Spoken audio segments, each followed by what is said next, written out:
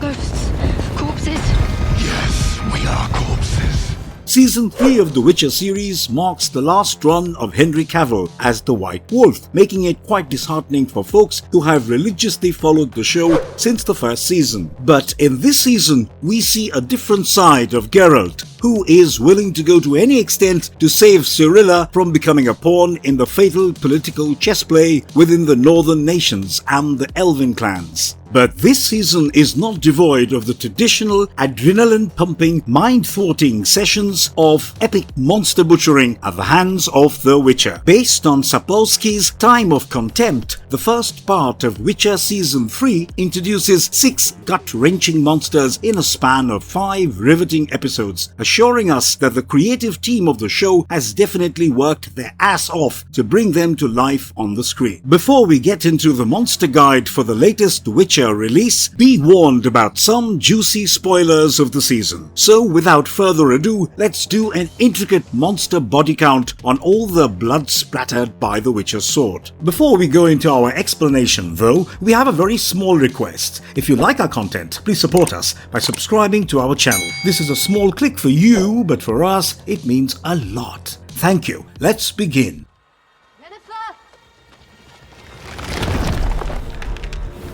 Jackapace. Beginning the season's bestiary list is the elven nightmare known as the Jackapace. This guy kind of has a weird wrinkly face but definitely looks like an oversized murderous armadillo who has been especially bred to track down elves with one simple sniff, owing to the long history of war and animosity between the humans and the elves. This violent beast usually remains in captivity and is fed human or animal remains behind the bars. When the rogue mage, Rience, hires the Jackapace from its keeper, he offers it a sniff of Cirilla's blood, who is half human and half elf, causing the creature to go absolutely berserk, trying to break apart the giant gate of its cell. On the other hand, Ciri, Geralt and Yennefer have no respite in settling down, as they are being chased across the entire continent in spite of their efforts at being discreet. On a very interesting side note, there is no recollection of this beast in the Witcher books or games. A similar creature resembling a Jackapace was discussed in the Blood and Wine expansion of the final Witcher game pack. This beast was called Shelmar, who was fully blind and used echolocation to cruise around the world once it found itself on the land surface. We could also assume that given his capacity to track down targets based on their scent, our Jackapace here is also a blind guy. Okay,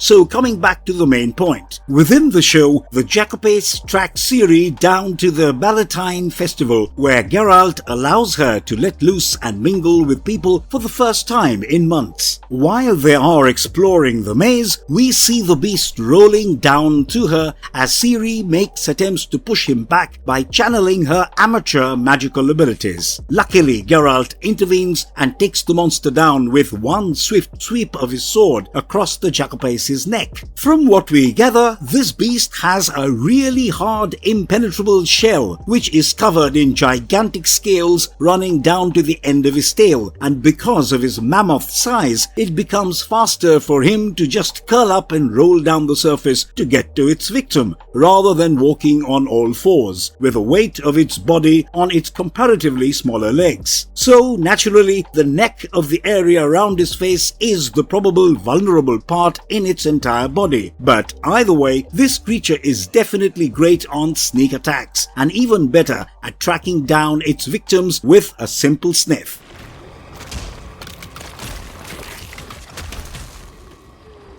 Flesh Monster. If you have already seen the entire part 1 of this season, you will definitely agree that the Flesh Monster is by far the most gross-looking creature in the entire Witcher TV series, alongside being a true epitome of the Cronenbergian body horror. Geralt encounters this monster in its lair, inside a very creepy dungeon. Now, luckily for his hundreds of years of experience, the Witcher knows he is walking right into a trap set by Rience, the fire-wielding rogue mage. A few minutes after drinking the blizzard potion, he encounters a set of 3 human-like heads attached with slimy vein-like intertwined tendrils protruding from the walls, begging for help before the real beast arrives. This is the first time we see the Witcher taken aback by the sight of a monster, but then he goes on to encounter a girl trapped within the slimy veins, resembling a photocopy of Ciri and muttering absolute gibberish. Geralt takes charge of his sword as soon as he hears something approaching, and then we get the first gnarly glimpse of a monster cracking open a cocoon like a slimy mound of flesh, hatching out multiple arms and legs one by one. This fleshy behemoth is made out of the bodies of its probable victims. Yes, we are talking about the 3 human heads attached on the walls, which wail in pain with every blow Geralt lands on the monster's body, making for a haunting and unsettling scene, highlighting the monstrous nature of this flesh creature. We almost thought the monster had Geralt when it grabbed him with its multiple hands and attempted to incapacitate him. Luckily, Geralt was quick enough to land fatal blows to the 3 attached bodies one by one, severing their connection to their respective heads and killing the monster once and for all. The production design team of the show apparently spent months on the inner workings of the flesh monster, refining the multidisciplinary approach of the creature's design, with the team finally settling on a hulking mass that defies the conventional framework of Witcher monsters. But in a mind-thwarting twist of the last episode, the true significance of the flesh monster is revealed as a crooked, vile experiment devised by Vilgefortz, who kidnapped novices from Aretuza and subjected them to fatal enhancements in order to take hold of Ciri's psyche. The flesh monster was the first sign of doom, representing the horrific experiment that Geralt must unravel to save Ciri in the Witcher series.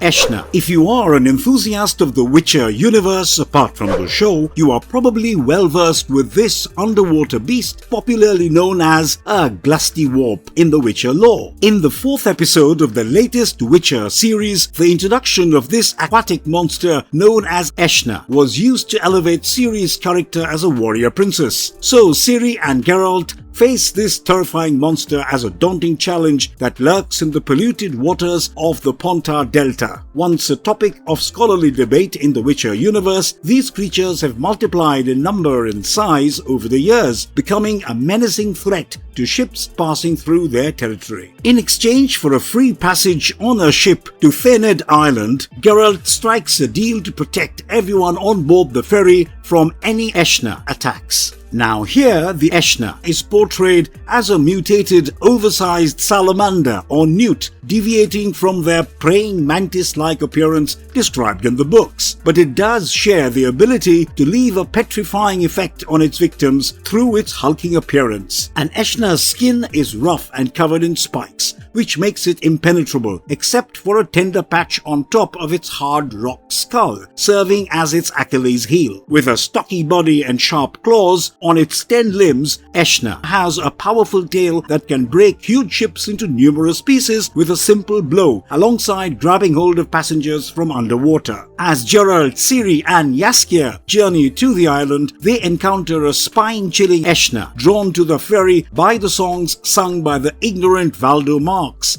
and his lame troupe of bards, who ironically are stuck on the notion that their harmonious voices will only calm the beast. The Eshnah wreaks havoc as soon as it rises from its slumber and starts throwing the passengers overboard. But Ciri, under Geralt's guidance, single-handedly defeats the monster by getting on top of its head and piercing through the soft, vulnerable spot with one swift swoosh of her sword.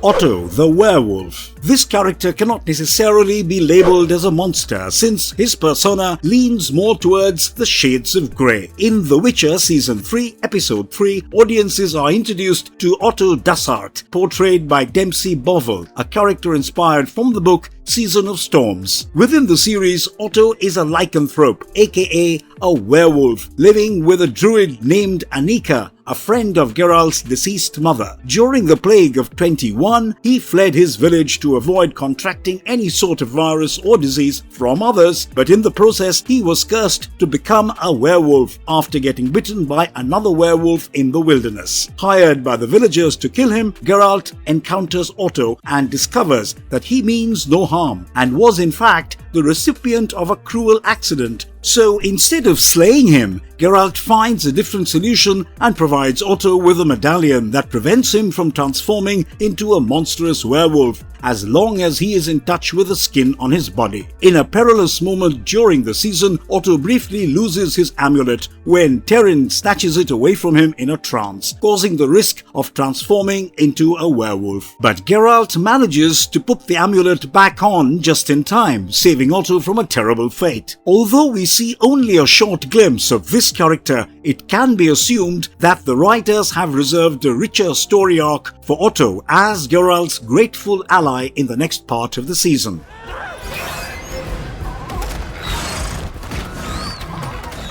Wyvern. These flying monsters are an endangered species in the Witcher universe and somewhat resemble a dragon owing to the dark scales that adorn their bodies, except the wyvern cannot breathe fire. Apart from having long necks like a snake, their long tails culminate in a venomous trident which can immediately incapacitate its prey. With their sharp teeth and agile wings, wyverns are skilled predators capable of swooping down from the sky to capture their prey with ease. We first see this creature in the third episode of this season's Witcher series, when Yennefer and Cirilla visit the Dwarven Bank to meet Giancardi, who has to make arrangements for a few needed necessities before they go off to Aretuza. Yennefer asks Giancardi for a chaperone to accompany Ciri off to the local market and buy something nice for herself without getting into any trouble. But Ciri's intention to go unnoticed as a normal girl in the marketplace goes down the drain as soon as she sees a pompous showman luring in crowds by the mention of a live basilic, the venomous terror of the Zerikian desert, for 15 groats. A self-righteous Ciri, who is well versed with monsters, calls out the showman for duping people by keeping a hungry baby wyvern locked up in a cage, and in response the guy tries to hit her with his stick, falling off the dais and letting the hungry wyvern free from its cage. The creature wreaks havoc, attacking the crowd until Ciri stops it by slicing its neck, putting a swift end to its life. Honestly, like Ciri, we all kind of feel sad about this poor guy's death. It was probably hungry and confused from days of staying stuck inside a small wooden box, but nonetheless it was for the greater good.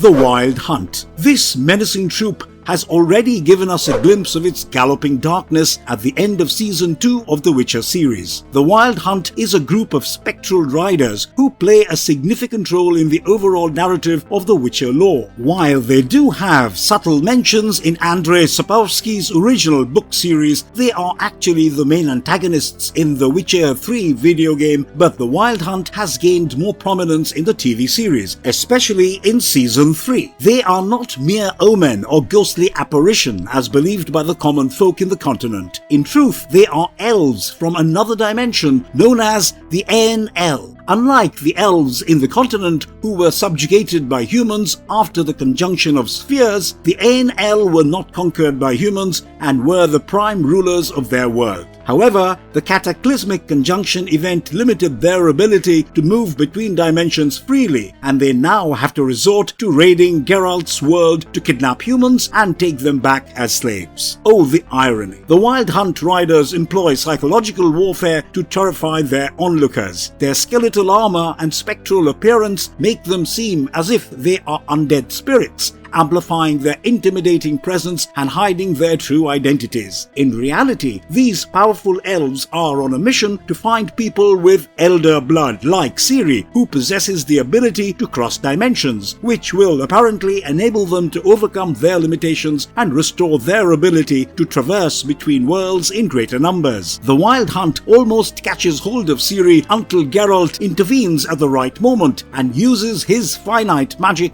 to drive them away, leaving behind a pitch-black piece of armor commiserating the reality of the situation. Haunted by the experience, Ciri speaks about how she felt a hand grabbing her shoulder, leading Geralt to reveal a possible theory that monoliths are conduits to other spheres, and only Ciri's power is the key that can unlock these conduits. So when in Kaer Morhen she portals through, they land in the same sphere as the Wild Hunt and unfortunately leave the door open on the way out, allowing these dark forces to chase her down throughout the Witcher TV series. It is safe to say that this season's roster of monsters has really taken it up a notch in giving Geralt and Ciri a hard time, but nonetheless they perfectly fit in this compelling arc and are almost unlike anything we have ever seen before. If you have not yet watched The Witcher's new season yet, be assured that you will be greeted with every grotesque creature your mind can comprehend. From magically experimented beasts to magically bred elf hunters, the first part of Witcher Season 3 has been an absolute treat. And with that, we come to the very end of this grisly list of beasts. On a side note, what do you guys think might happen in the final part of this season? Please do not forget to let us in on your exciting theories in the comment box below. And if you liked our content, don't forget to leave a like and subscribe to us if you haven't already. Have a good one and be safe. Thanks everyone.